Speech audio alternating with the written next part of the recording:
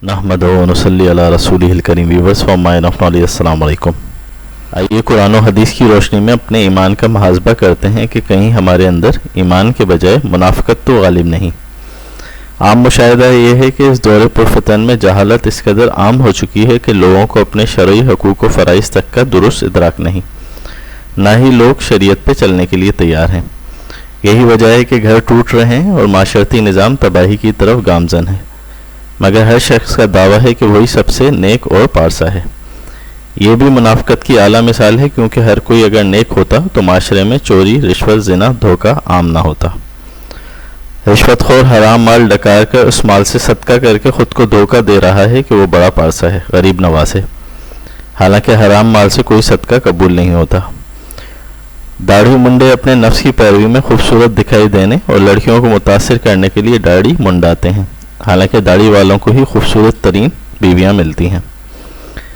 लड़कियां नफ्स की पैरवी में अपनी खूबसूरती सबको दिखा के मुतासिर करना चाहती हैं ताकि अच्छे रिश्ते मिल सकें। इस सिलसिले में वो रब के पर्दे के हुक्म को खातिर में नहीं लाती, मगर अच्छे रिश्ते पर्दादार लड़कियों को मिल जाते हैं और बेपर्दा लड़कियां बैठी रह जाती हैं। लड़के दाढ़ी मुंडाने के और लड़कियां बेपर्दा रहने के कई जवाज़ तराशती हैं। जैसे लड़कों का अहमकाना जवाज़ है इस्लाम में दाढ़ी है, दाढ़ी में इस्लाम नहीं, और लड़कियों का जाहिलाना जवाज़ है पर्दा तो आँख का होता है।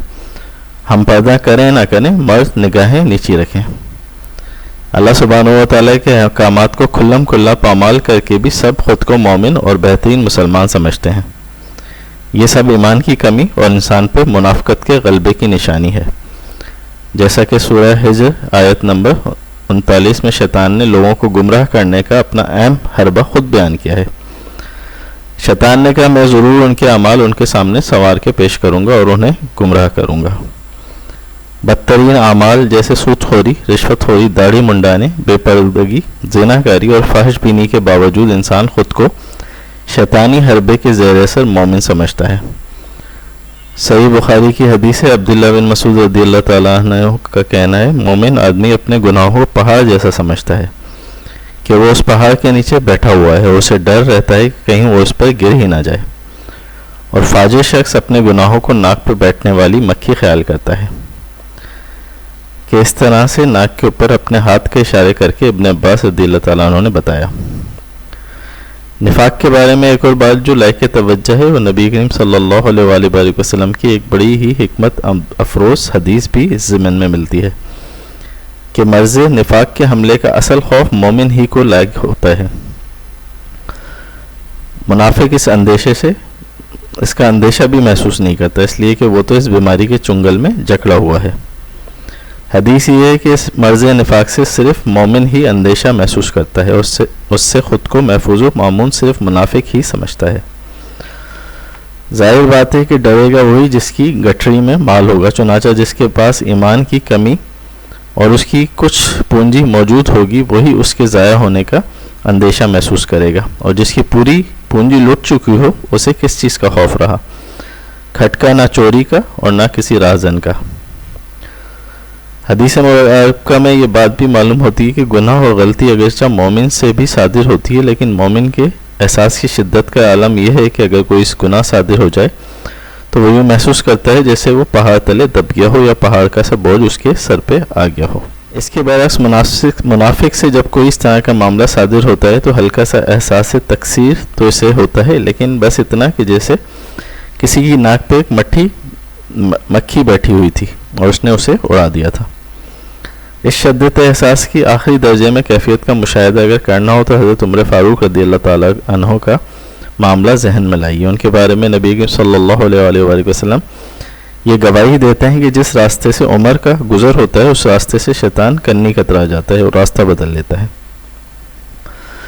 हक़ व बातिल में फ़र्क कर देने वाले इस फ़ारूक रज़ियल्लाहु ताला अन्हु की शिद्दत एहसास का यह आलम है कि एक मरतबा हज़रत हुज़ैफ़ा रज़ियल्लाहु ताला अन्हु से, जिन्हें रसूलुल्लाह सल्लल्लाहु अलैहि वसल्लम ने मुनाफिकीन की नाम बता दिए थे, जो साहिब सिर्रुन नबी मशहूर थे, हज़रत उमर रज़ियल्लाहु ताला अन्हु अल्लाह की कसम देकर उनसे पूछते हैं, ए हुज़ैफ़ा, मैं अल्लाह की कसम देकर तुमसे सवाल करता हूँ कि कहीं मेरा नाम तो इन मुनाफिकीन में शामिल नहीं था। یہ ہے شدت احساسی کا ایک نقشہ ایک انصاری صحابی حضرت حنظلہ رضی اللہ تعالیٰ عنہ کے واقعے میں سامنے آتا ہے۔ وہ ایک بار ایک عجیب کیفیت سے گھر سے نکلے، زبان سے یہ الفاظ نکل رہے تھے، حنظلہ تو منافق ہو گیا۔ حضرت ابوبکر صدیق رضی اللہ تعالیٰ عنہ سے راستے میں ملاقات ہوئی، انہوں نے سوال کیا کیا معاملہ ہے؟ حنظلہ رضی اللہ تعالیٰ عنہ نے فرمایا میں تو منافق ہو گیا ہوں، اور وہ اس لیے کہ جب میں نبی کریم صلی اللہ علیہ وآلہ وسلم کی محفل میں ہوتا ہوں تو آپ کی مجلس میں ایمان و یقین کے اعتبار سے میری دل کی کیفیت کچھ اور ہی ہوتی ہے، اور جب اپنے گھر میں جا کے دنیاوی مشاغل میں مصروف ہو جاتا ہوں تو کیفیت برقرار نہیں رہتی۔ یہی تو منافقت یا نفاق ہوتا ہے۔ حضرت ابوبکر صدیق رضی اللہ تعالیٰ عنہ اگر چاہتے تو خود انہیں سمجھا سکتے تھے اور ان کی الجھن کو رفع کر سکتے تھے، لیکن آپ رضی اللہ تعالیٰ عنہ نے فرمایا حنظلہ یہ کیفیت تو میری بھی ہے، تو آؤ نبی کریم صلی اللہ علیہ وآلہ وسلم سے دریافت کرتے ہیں کہ کیا واقعی ہمارے اندر نفاق تو نہیں ہے۔ نبی کریم صلی اللہ علیہ وآلہ وسلم کی خدمت میں حاضری ہوئی، معاملہ پیش کیا گیا۔ سرکار نے فرمایا اے حنظلہ اس ذات کی قسم جس کے قبضۂ قدرت میں میری جان ہے، جو کیفیت میری صحبت میں اور میری مجلس میں تمہیں حاصل ہوتی ہے اگر وہ مستقل اور دائم ہو جائے اور تم ہر وقت اللہ کے ذکر میں مشغول رہو تو فرشتے تم سے تمہارے راستوں میں اور تمہارے بستروں میں مسافہ کرنے لگیں، لیکن اے حنظلہ یہ تو وہ دولت ہے جو کبھی کبھار ہی میسر آتی ہے۔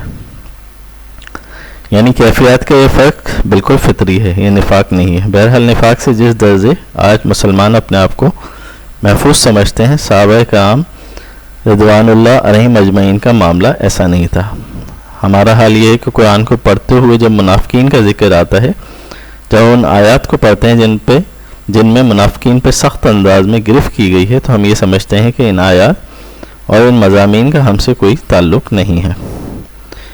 ان آیات میں ہم میں سے کوئی بھی بحث نہیں ہے، نہ کوئی اور نہ ہی مخلوق جس کے بارے میں یہ ساری باتیں ہو رہی ہیں، گویا وہ کوئی اور مخلوق ہے۔ قرآن کریم کے ان مقامات اور آیات سے ہم بالکل محروم ہو چکے ہیں۔ آئیے مومن کی 5 اہم نشانیاں جانتے ہیں، جو آپ میں ہوں تو آپ پکے مومن ہیں، ورنہ منافقت سے آپ محفوظ نہیں ہیں۔ قرآن کریم میں اللہ سبحانہ و تعالیٰ فرماتا ہے والمؤمنون والمؤمنات بعضهم اولیاء بعض، ایماندار مرد و عورتیں ایک دوسرے کے دوست، ولی و مددگار ہیں۔ یاد رکھیں مومن کا مددگار ہے، اور مومن سے بغض منافق ہی رکھتا ہے، اور یہی منافق کی پہلی نشانی ہے۔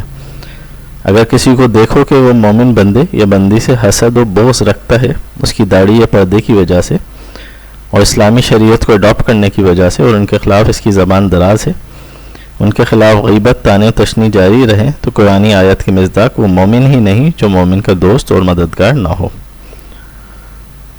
مومن کی مزید 4 نشانیاں بخاری و مسلم کی متفقہ علیہ حدیث میں بیان کی گئی ہیں۔ نبی کریم صلی اللہ علیہ وآلہ وسلم نے فرمایا 4 باتیں جس میں وہ خالص منافق ہے، اور جس کے اندر اس میں سے کوئی ایک ہو تو اس میں نفاق کا ایک حصہ ہے، یہاں تک کہ اسے چھوڑ دے۔ جب امانت سپرد کی جائے تو خیانت کرے، جب بات کرے تو جھوٹ بولے، جب وعدہ کرے تو خلاف ورزی کرے، اور جھگڑے تو بیہودہ بکے۔ اس کے اپوزٹ اگر کر دیا جائے تو مومن وہ ہے جو امانت میں خیانت نہیں کرتا، جھوٹ نہیں بولتا، ہمیشہ سچ بولتا ہے، وعدہ خلافی کبھی نہیں کرتا، اور جب جھگڑتا ہے تو بیہودہ نہیں بکتا۔ منافقین میں مزید یہ باتیں پائی جاتی ہیں، ان کا یہ سمجھنا کہ ہم اپنی مکاریوں، ہیلہ سازیوں اور چالاکیوں سے دوسروں کو فریب دینے میں کامیاب ہو رہے ہیں۔ مفاد پرستانہ طرز عمل یعنی مفادات کے حصول کے لیے اہل حق کا ساتھ دینا اور خطرات و مصائب میں قربانی سے گریز کرنا ان کا ہمیشہ سے شیوا ہوتا ہے۔ نام نہاد اصلاح کے پردے میں وہ فساد مچاتے ہیں، دوسروں کو بیوقوف اور خود کو اہل حق و دانش سمجھتے ہیں۔ ان کا کردار کا دوغلا پن اور ظاہر و باطن کا تضاد نمایاں ہوتا ہے۔ یہ اہل حق کے خلاف مخفی سازشیں کرتے ہیں اور منصوبے تیار کرتے ہیں، اور ان کو تحقیر و تمسخر اور استہزاء کا نشانہ بناتے ہیں۔ سچائی کو روشن دیکھتے ہوئے بھی اس سے آنکھیں بند کر لیتے ہیں۔ تنگ نظری، تعصب اور اناد میں اس حد تک وہ پہنچ جاتے ہیں کہ کان ان کے سمن بکمن عمیون فہم لا یرجعون والی کیفیت ہو جاتی ہے ان کی، کہ کان حق نہ سنتے ہیں، زبان حق نہ کہتی ہے، اور آنکھیں حق نہیں دیکھ سکتی۔ اسلام کی راہ میں پیش آنے والی مشکلات سے وہ گھبراتے ہیں، اور اہل حق کی کامیابیوں پہ دنگ رہ جاتے ہیں اور ان پہ حسد کرتے ہیں اور پھر ان کی ٹانگیں کھینچنے کے لیے سب سے آگے ہوتے ہیں۔ اللہ سبحانہ و تعالیٰ سے دعا ہے کہ ہمیں نفاق کی ہر نشانی اور منافقین کے شر سے محفوظ عطا فرمائے، اللہم آمین۔